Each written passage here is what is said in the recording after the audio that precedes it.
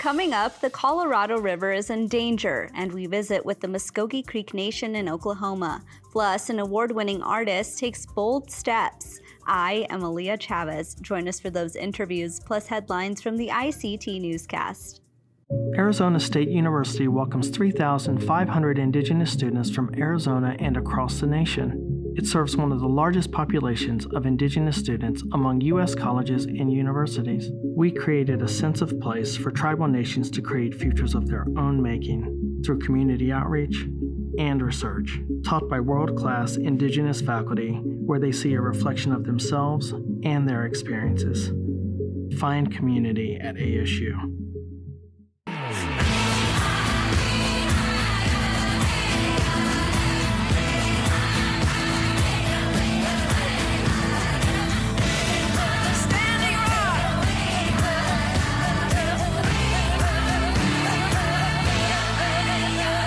This is the ICT Newscast with Aaliyah Chavez.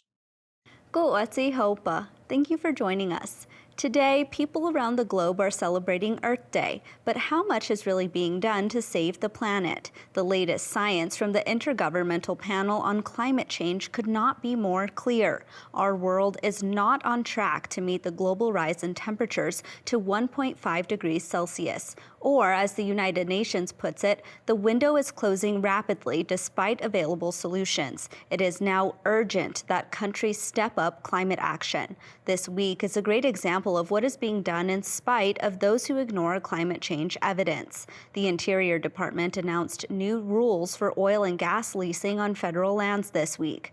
The agency is reducing the number of oil and gas leases by 80%. Secretary Deb Haaland spoke about the reverse in policy, saying in part, "How we manage our public lands and waters says everything about what we value as a nation. For too long, the federal oil and gas leasing programs have prioritized the wants of extractive industries above local communities." For more details on this story, visit our website, IndianCountryToday.com, and search for the headline, "On Earth Day, the World is Not on Track." An Indigenous woman is making history with a Hall of Fame honoring. Judy Goshkibosh is the first Native American to be named Nebraskan of the Year. Since 1995, she has led the Nebraska Commission on Indian Affairs. Raising the knowledge of the 4 Nebraska tribes is her life's work. Some of that work includes advocating for missing and murdered Indigenous people and closing the state's infamous white clay liquor stores. She also launched the restoration of the Dr. Susan LaFleche Hospital, along with sculpture commissions of Ponca leader Standing Bear and Dr. Susan. Goshkibosh now co-chairs a project to record the history of the Genoa, Nebraska Indian School, a facility her mother once attended. Aspen, Colorado is home to the world-renowned Aspen Institute. Its annual Ideas Festival is dedicated to improving the world. Though the Colorado ski town is synonymous with ideas, Indigenous worldviews are not always centered. Stuart Huntington takes a look at local efforts to change that. Tribal members from hundreds of miles around gathered last weekend at the Aspen High School for a powwow. It was the latest example of efforts by the Aspen Indigenous Foundation to reintroduce a Native presence to the Roaring Fork Valley. That's what we're trying to do with this powwow here. We're trying to grow the whole ecosystem of Indigenous thought. The Shining Mountains Easter Powwow is new, and plans are for it to be an annual event. Some observers welcomed it, calling the Native presence locally insufficient. Most of the time when we do a historical retrospective of Aspen, it always starts with ski time, when in actuality it was much older than that. And I think having the kids have an opportunity to see what the real history of the valley looks like, it's a great start. We have a lot of work to do. Others welcomed the powwow and took a longer view.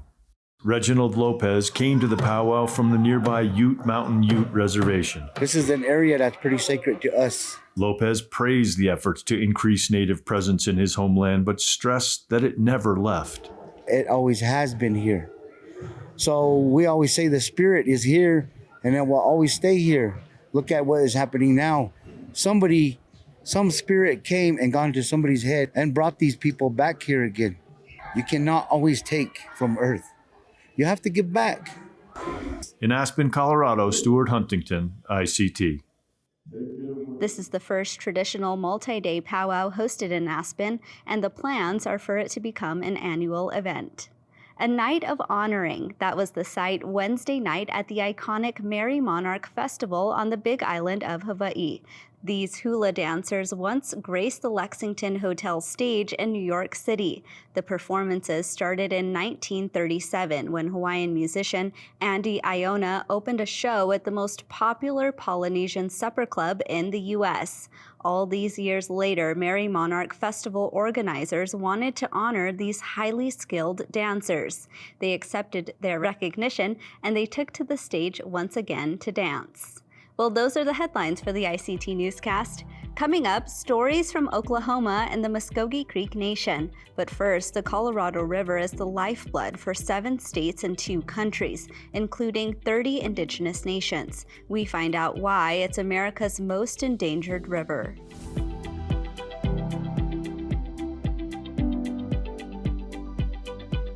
The Colorado River is ground zero for the climate crisis. As water levels plummet, it threatens the lifeblood of 30 federally recognized tribal nations, 7 states, and Mexico.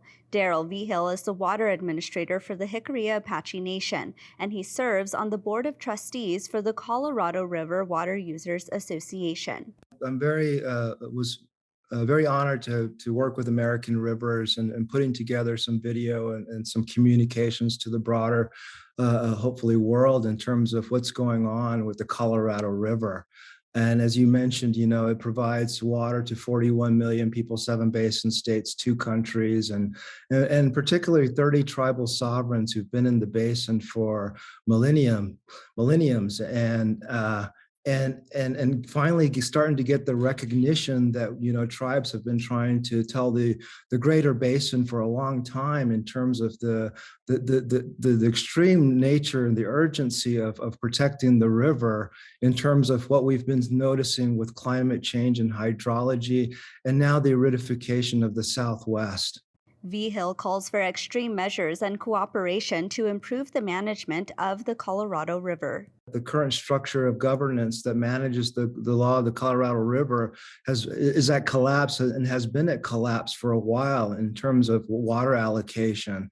And if we don't take the extreme measures in transforming the complete system and include tribal sovereigns as a part of that process, we're going to be in a real dangerous place in terms of the potential for not being able to deliver water to folks, and then also the inability to, or the ability that people are going to exercise in terms of litigation. And if it goes to litigation, the basin is sunk because, we'll be years while the river dies. Vigil calls for a balance between depleted water supplies and new development. Exactly what we're dealing with right now in the basin in terms of people see that on TV, some of those bathtub rings in Lake Powell. And the reality is that we're probably going to get to Power Pool. And Western Area Power Association at Glen Canyon and the power that it produces provides power to most of the Southwest, including 30 tribal sovereigns. And so if we don't start thinking about how we're going to manage with less of a resource, which is a reality. And that's part of the problem that has been, Mark, is that we're still trying to operate under old structures and old water law policy that's been in place for 100 years. And this year is the anniversary of the Colorado River Compact. And at the heart of that particular law of the river, it says that it doesn't apply to tribes. And right now, with tribes owning 25% or so interest in terms of water rights in the Colorado River Basin, and in 2022, there's no place for tribes to engage in the policy-making process at all. There's no structural place for that to happen. And with that amount of water rights, for us to be part of the solution, and that's absolutely the spirit that tribes bring to this, is this spirit of sharing and sharing not only with the human element, but with with nature and the ecosystems that we're talking about too. The river is the lifeblood for the West, not just for drinking, but for generating electricity. Vigil has hope that the power grid doesn't fail. I hope it doesn't come to that point, where where the structures actually start to fail. I mean, hopefully, we have enough resources when we're talking about resources, the mental resources and the human desire resources to really do something transformative that needs to happen. And a lot of the conversations that are happening in the tribal world are about like, we've been living here thousands of years adaptively and sustainably. And how do we do that? It's by in our DNA, in terms of who we are as a people, in terms of operating from a complete place of humility and understanding that we're just a part of a greater whole. And when you bring that type of mindset to it, I think there's a whole lot a better pathway in terms of solution making. That was Daryl Vigil, the water manager for the Jicarilla Apache Nation in New Mexico. Lehua Uakea is a multimedia artist and kapa maker from Papaico on the Big Island of Hawaii. Kapa is a traditional cloth made from trees and natural pigments. Lehua is bringing new patterns into the traditional making of the fiber.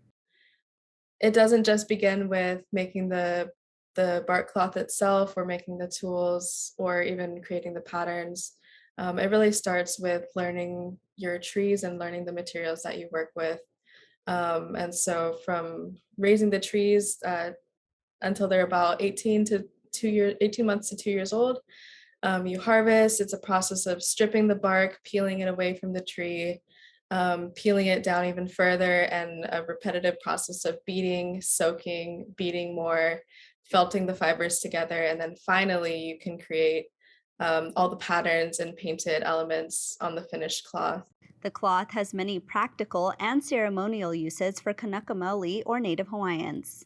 Traditionally, we would use this material not just for clothing, but also for bedding, for ceremonial purposes, for burial shrouds, and also our newborn babies were born into this material. So there's a wide range of uses with a wide range of sizes.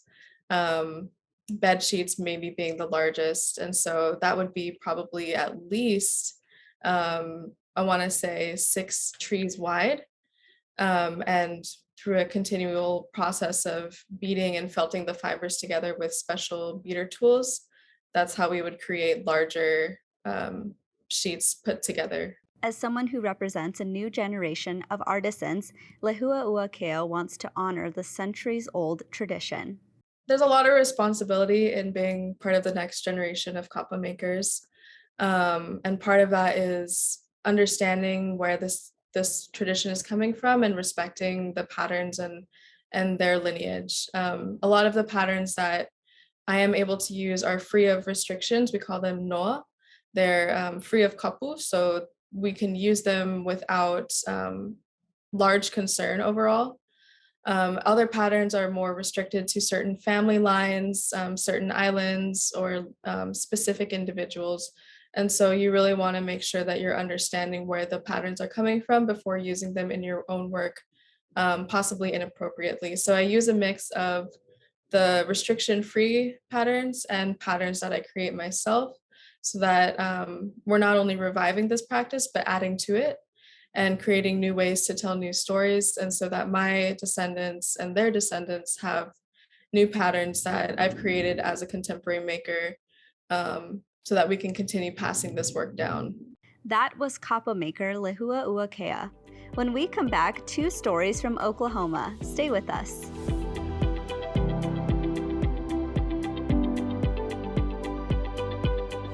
Liz Gray from Muskogee Media reports in our special series At the Crossroads. It is a partnership with the Institute for Nonprofit News and 8 other newsrooms, all in an effort to answer the question, what is the state of the economy in Indian country?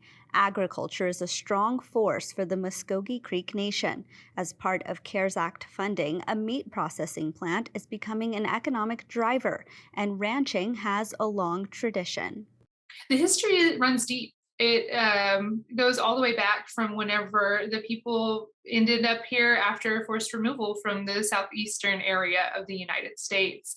It really took off kind of within the prior to the Civil War. So about the 1830s it has been present.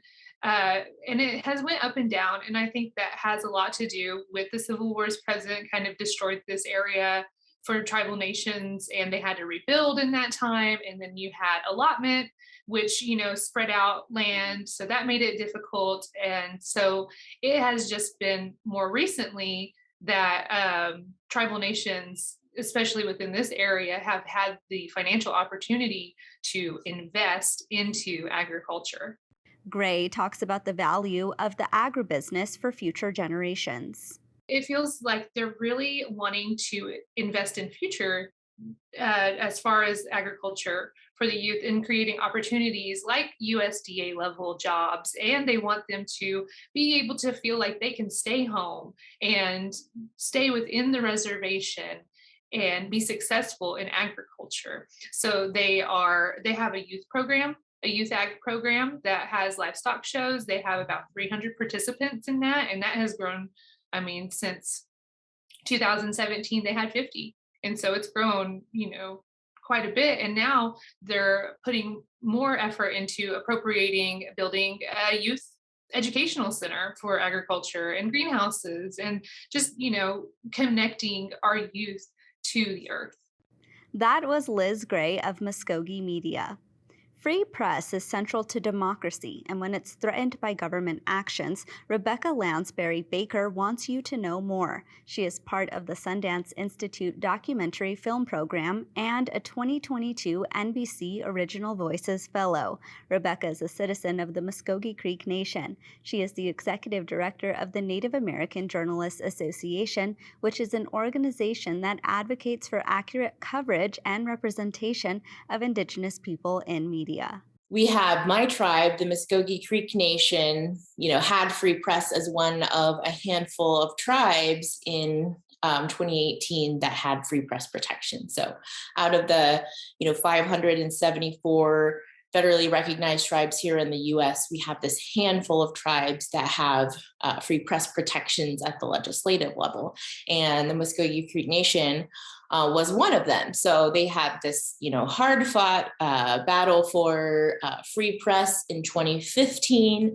And then in 2018, there was an emergency session called by the National Council at the time, and free press was revoked in a matter of about 12 hours. So that's really where our story started in November of 2018. This happened. And so we picked up filming in 2019, but luckily, I knew that this was such an important story. I had served on the editorial board at the time that we had free press for the Muskogee Creek Nation. And I was like, just asked myself, what can I do to, spread this story far and wide? Like, this is an injustice to the Muskogee people. It's an injustice to Indian country. How can I garner enough attention to fix this, injustice and restore this? So, I started talking with some of my friends. I moved to LA about 5.5 years ago. And my husband, Garrett Baker, is also a producer on our film, but he was talking with some of his friends who are experienced documentarians, and they got wind of the story and wanted to jump on board. So I think that was like the first essential element of getting this support for telling this story. Because I often find, in Indian country, sometimes we get, what's the word I'm looking for?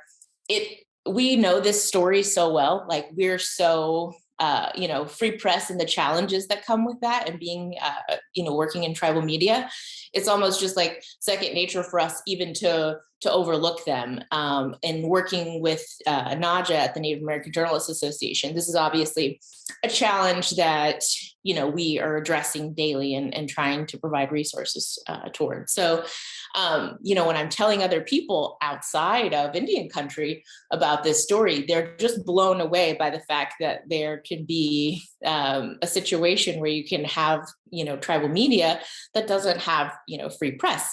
So I think every time I share this with folks outside of our communities, they're just really shocked. And so it made me think we need to have this in, a visual storytelling, format. It's important and it can like happen in print, but I want to tell this story and showcase really the diversity that we have within Muskogee Creek Nation and within, Indian country, and, see what happens and see if there's anything that I can do along the way of documenting this, just how it has happened, and, share that with Indian country, as a template for, restoring free press if it's been taken, or, if there are tribes out there that are interested in, getting free press and starting the process and doing that in legislative form, this can be a roadmap for that. But I thought, this just lends itself so well to visual storytelling. And that's one of the things, that I want to do and be able to facilitate, is kind of now working in both of these worlds as, representing journalists at NAJA and working with journalists, and then also being a new first-time filmmaker, how can we kind of like mesh these stories, because mesh these methods of storytelling, because there are so many important stories, happening in Indian country that I think lend themselves so well to the documentary format. That was Rebecca Lansbury Baker talking about her documentary work on freedom of the press. Nearly 100 years ago, Albert Barnes left Philadelphia to visit New Mexico. He fell in love with the art and culture of the Pueblo and Navajo people. And now, for the first time, his collection of native art is being featured in the exhibit called Water, Wind, Breath, Southwest Native Art and Community. ICT's Patty Thalahongva reports. That was one thing, something that's very interesting about the Barnes collection is that he didn't only collect the clean pieces, the aesthetic pieces.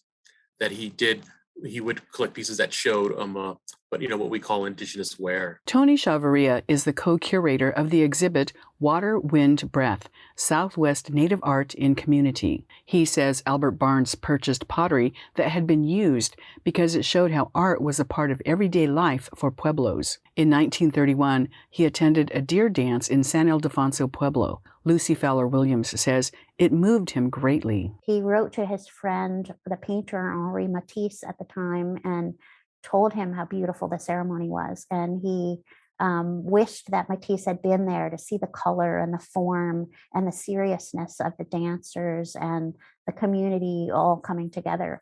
Barnes collected 239 pieces of art in what's known as salvage anthropology. Well, we have to collect these things because the people are rapidly disappearing. These native people are rapidly disappearing, so we've got to collect all this material.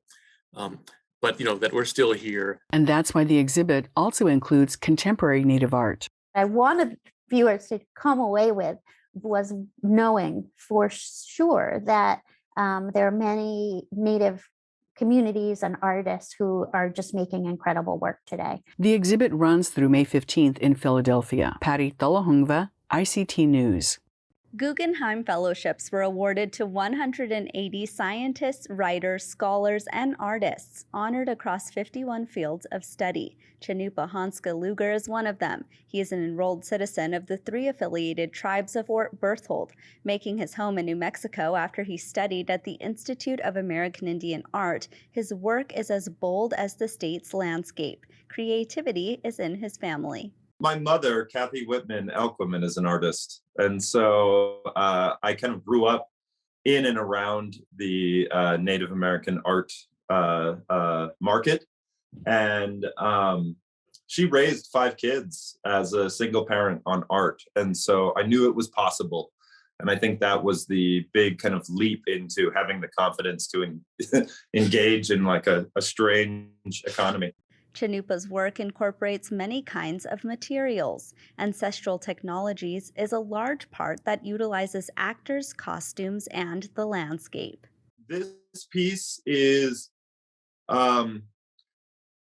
it's embedded in this kind of storyline of future ancestral technologies, which is it's a science fiction. That's the best way that I could describe it. I am a science fiction fan. And there's so little representation of Indigenous people in pop culture in the future. So a part of my kind of project is to look at ancestral knowledge and share that for future generations. So a lot of the materials that I'm using in the piece are, once again, leftover pieces. I like to work with Afghans that I believe have an inherent kind of like empathy and care in the production of them, and they're primarily a part of a gift economy, which is so contrary to our current consumer market. And that gift I like to kind of play forward and imagine us telling stories, telling our old stories, our ancestral stories to future generations. 80 cycles ago, half the population left this planet.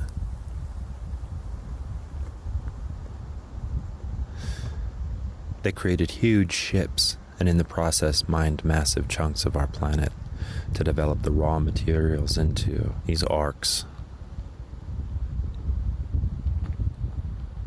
They left a lot of devastation behind, but what they took with them was this notion of colonization. The colonizer has left. What remains here are the indigenous populations, or those too poor to afford a seat on that ship, those who work the earth, those who remember still the songs that ring and tell us that we belong to it rather than it belonging to us. And that's a slice of our Indigenous world. For more news, visit IndianCountryToday.com. From all of us in the newsroom, stay safe, my relatives. I am Aaliyah Chavez. Sometimes you got to take a stand just because you know you can. Oh, you got to run, you got to run.